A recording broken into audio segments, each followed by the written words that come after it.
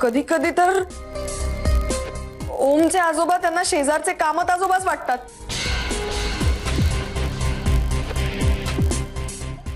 ओमच्या आई बाबांचा डिवोर्स झालाय असं वाटतं त्यांना. आणि तो गुंड गुंड तो ओमचा गॅरेज वाला आहे. ओमची गाडी रिपेअर करायला नेहमी येतो. तर तो ना आजींना गुंड वाटतोय गेले काही दिवस. आणि काय की तो म्हणजे तो खरं तर त्यांना वाईट वाटू नये म्हणून ऍक्टिंग करतोय गुंड असल्याची. आणि ओमनेच त्याला घरावर पाळत ठेवून राहायला सांगितलंय. कारण काय होतं की आजींच्या काहीच लक्षात राहत नाही आणि त्या अशा कुठेही बाहेर जातात. तर आपला कुठेतरी माणूस घराबाहेर असला की कळतं तरी त्या कुठल्या दिशेला गेल्यात ते. नाहीतर मग अवघडून बसतं सगळं. खरं म्हणजे त्या स्वतःची ओळख विसरतात. आणि असं झालंय 2-3दा. पोलीस स्टेशनला रिपोर्ट करावं लागलंय. त्यामुळे नको मला थांबवू नको. आई मला थांबवू नको. मला सगळं नीट सांगू दे. नेमकं काय झालं की तेव्हाच तू घरी आलीस ना. आणि तेव्हा आजींनी तुला हे सगळं सांगितलं आणि तुझा तो गैरसमज झाला. कारण तेव्हा दुसरं कोणी घरी नव्हतं. म्हणजे समजा मला माहिती असतं की तू येणार आहेस.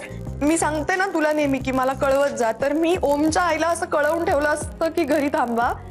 नेमकं तसं काही झालं नाही. आपलं बोलणं झालं नाही. तू घरी आलीस. त्या घरी नव्हत्या. आजींची तुमची भेट झाली आणि सगळा गोंधळ झाला. तुला कन्फ्युजन. पण तो गुंड आहे ना म्हणजे हा आपला आमचा गॅरेजवाला आहे ना. तो पण हल्ली जरा उद्धटासारखा वागतो. त्याला ओमने खरं तर काढून पण टाकले 2-3दा कामावरून. पण त्याच्या लक्षातच राहत नाही की ऍक्टिंग काय आणि खरं काय. मग तो असा कसाही वागतो आल्या गेल्या माणसाशी. असं खरंच आपण गुंड आहोत असं वागायला लागतो. म्हणून त्याने ते तुला तुझ्याशी असं बोलला असेल. काही असलं तरी त्याने असं कुणाशी उलटून बोलणं आणि आपण खरेच गुंड आहोत असं समजून किती घरातल्यासारखे संबंध असले तरी हे असं त्याचं वागणं हे चुकीचंच आहे. आई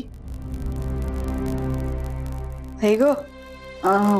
हो तू बघायचा कार्यक्रम कॅन्सल करशील ना उद्याचा. बघ माझं डोकं फिरायची वेळ आली आता. मी जरा वेळाने फोन करते तुला. हा